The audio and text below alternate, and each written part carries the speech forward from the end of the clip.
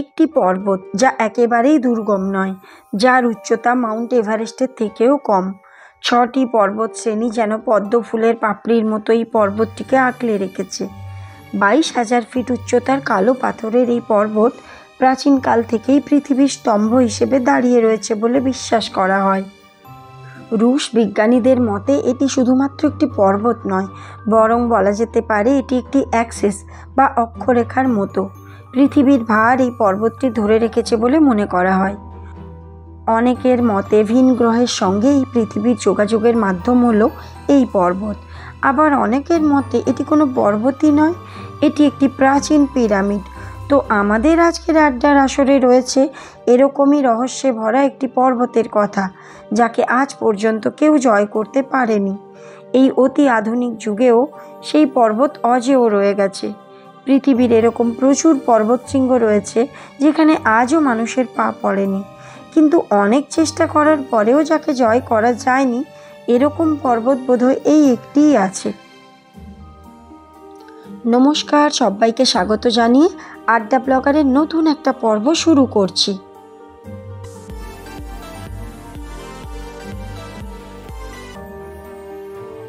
তিব্বত মালভূমিতে চীন আর তিব্বতের ভূখণ্ডে অবস্থিত কৈলাস পর্বত। আমাদের আজকের আড্ডার বিষয় হলো এই রহস্যময় পর্বত। এটি এরকম একটি পর্বত যাকে কোনো সাধারণ পর্বত নয়, ধর্মের প্রতীক হিসেবে মানা হয়। যদিও এই পর্বতটি ভারতে অবস্থিত নয়, তাও ভারতীয়রা তথা হিন্দু ধর্মে বিশ্বাসীরা এই পর্বতের প্রতি বিশেষ আস্থা রেখে চলেন, কারণ হিন্দু ধর্ম অনুযায়ী এই পর্বতেই হলো স্বয়ং আদিদেব মহাদেবের বাস। পিরামিডের মতো প্রাচীন রহস্য মানুষ ভেদ করতে পেরেছে, অ্যামাজনের মতো গহীন জঙ্গলেও মানুষ পৌঁছতে পেরেছে, আর এভারেস্টের মতো সুউচ্চ পর্বতশৃঙ্গকেও মানুষ জয় করেছে অনেক আগেই। কিন্তু এখনও পর্যন্ত যে অল্প সংখ্যক রহস্যের সন্তোষজনক ব্যাখ্যা বিজ্ঞানও দিতে পারেনি, কৈলাস পর্বত তার মধ্যে অন্যতম। দুনিয়ার সবচেয়ে পবিত্র পর্বত কৈলাসকে জুড়ে যে কথা ও কাহিনী আছে, সেগুলোও ভীষণ অদ্ভুত। এর মধ্যে মানুষের মুখে মুখে ছড়িয়ে পড়াও কিছু কাহিনী আছে, আর কিছু চোখে দেখা ঘটনা আছে, আবার কিছু বিজ্ঞানের ভিত্তিতেও প্রমাণিত। কৈলাস পর্বত থেকে 4টি মহান নদীর উৎপত্তি হয়েছে: সিন্ধু, শতদ্রু, ব্রহ্মপুত্র ও ঘাগরা। এই 4টি নদী এই পুরো এলাকাটিকে 4টি আলাদা আলাদা অংশে বিভক্ত করেছে, যেটা পুরো পৃথিবীর 4টি আলাদা ভাগকে বোঝায়। খুব আশ্চর্যজনকভাবে এটা সত্যি যে এই অত্যাধুনিক যুগে এসেও এই কৈলাস পর্বতকে আজও কেউ জয় করতে পারেনি। বিশ্বের বিভিন্ন দেশ থেকে এসে পর্বতারোহীরা নানাভাবে চেষ্টা চালিয়েও কোনো এক রহস্যময় কারণে এই পর্বতের শিখরে পৌঁছতে পারেনি। তাহলে কি কি কারণে এই পর্বতকে নিয়ে এত রহস্যের সৃষ্টি হয়েছে, দেখে নেওয়া যাক। কৈলাস পর্বতের নামকরণ হয়েছে সংস্কৃত শব্দ কেলাস বা ইংরেজি ক্রিস্টাল শব্দটি থেকে। কেলাস শব্দের অর্থ বরফ দিয়ে ঢাকা স্ফটিক, আর বরফে ঢাকা কৈলাসকে দেখতে লাগে একদম স্ফটিকের মতো। শুধু হিন্দু ধর্মেই নয়, কৈলাস পর্বত আর মানস সরোবর পুণ্যভূমি হিসেবে বিবেচিত বৌদ্ধ, জৈন এবং বন ধর্মেও। হিন্দু ধর্মের মতে আদিদেব মহাদেবের বাস হলো এই কৈলাস পর্বতে। দেবাদিদেব মহাদেব আর তার পত্নী দেবী পার্বতী এই পর্বতে সংসার করেন। তিব্বতী বৌদ্ধ ধর্মাবলম্বীদের মতে এখানে বাস করেন তাদের তান্ত্রিক দেবতা ডেমচং।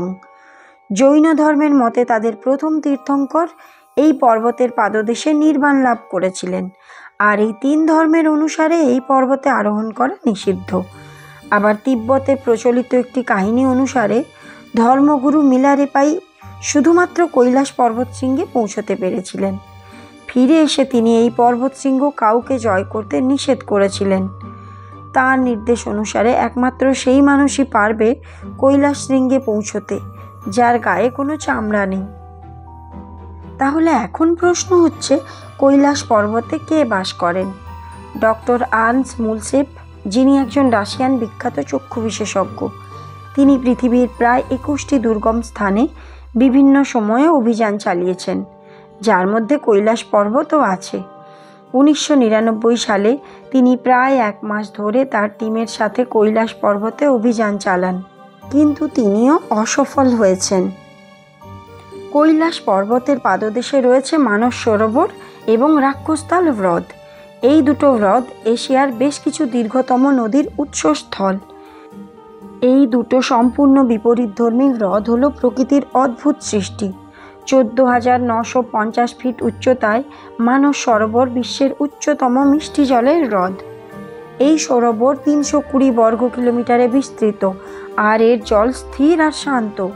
যতই প্রাকৃতিক দুর্যোগ হোক না কেন, এই সরোবরের জল কখনো অশান্ত বা উত্তাল হয় না। ওখানকার স্থানীয়রা আর ভক্তরা বলেন, মানস সরোবরের কাছে সর্বদা ওং শব্দটি শোনা যায়। এই শব্দটি কোথা থেকে আসে সেটা বিজ্ঞানীরাও উদ্ঘাটন করতে পারেনি। পুরাণে মানস সরোবরকে ক্ষীরসাগর বলা হয়েছে। ক্ষীরসাগর কৈলাস পর্বত থেকে 40 কিলোমিটার দূরে অবস্থিত, আর এখান থেকেই কৃষ্ণ ভগবান দেবী লক্ষ্মীর সাথে শেষ নাগের ওপর শয়ন করে পুরো সংসার পরিচালিত করছেন। আবার রামায়ণে বলা হয়েছে যে শিবের পরম ভক্ত রাক্ষস রাজা রাবণ তপস্যা করে এই রাক্ষস হ্রদের সৃষ্টি করেছেন, যার জল নোনা আর 225 বর্গ কিলোমিটারে বিস্তৃত এই হ্রদটি। রাক্ষসতাল হ্রদের জল সর্বক্ষণ ভীষণ অশান্ত, যা মানস সরোবরের জলের তুলনায় একেবারে বিপরীতধর্মী। আবার মানস সরোবর গোলাকার এক জলাশয়, আর রাক্ষসতাল হ্রদের আকৃতি হলো অর্ধচন্দ্রাকৃতি। বলা হয় এই দুটি হ্রদ নাকি সূর্য আর চন্দ্রের শক্তিকেও প্রকাশ করে। পাশাপাশি অবস্থিত এই দুটি হ্রদের বিপরীতধর্মী আচরণও এক অদ্ভুত রহস্যের সৃষ্টি করে। এটি হলো কৈলাস পর্বতের ভীষণ অদ্ভুত এবং প্রথম রহস্য। এবার আসি দ্বিতীয় রহস্যের কথায়। বলা হয় অন্য জায়গায় সময় সাধারণত যে গতিতে চলে, কৈলাস পর্বতের সময় তার চেয়ে অনেকটা দ্রুত গতিতে চলে। যেসব অভিযাত্রীরা আর বৈজ্ঞানিকেরা কৈলাস পর্বতে অভিযান করেছেন, তারা অনুভব করেছেন যে এখানে মাথার চুল আর পায়ের নখের বৃদ্ধি খুব দ্রুত গতিতে হয়, যেটার ওপর ভিত্তি করে সময়ের দ্রুততার কথা বলা হয়েছে। কিন্তু এখনও পর্যন্ত এর পেছনে কী কারণ আছে তা জানা যায়নি। সে কারণে কৈলাস পর্বতে সময়ের গতির বিষয়টা আজও রহস্যে মোড়া। কৈলাস পর্বতের গুরুত্ব তার উচ্চতায় নয়, কৈলাস পর্বতের গুরুত্ব হলো তার আকৃতিতে। এটা হলো তৃতীয় রহস্য। চৌমুখী আকারের এই পর্বতকে দিক নির্ণয় করার ক্যাম্পাসে 4টি বিন্দুর মতো মনে করা হয়। এখানে ক্যাম্পাসও ঠিক মতো কাজ করে না, কারণ 4টি দিক এখানে এসে মিলিত হয়েছে।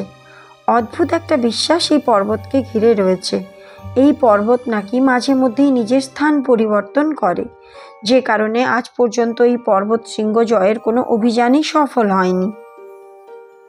আর একটা অদ্ভুত বিষয় হলো, কৈলাস পর্বতের ওপর দিয়ে কোনো এরোপ্লেন বা হেলিকপ্টার উড়ে যেতে পারে না।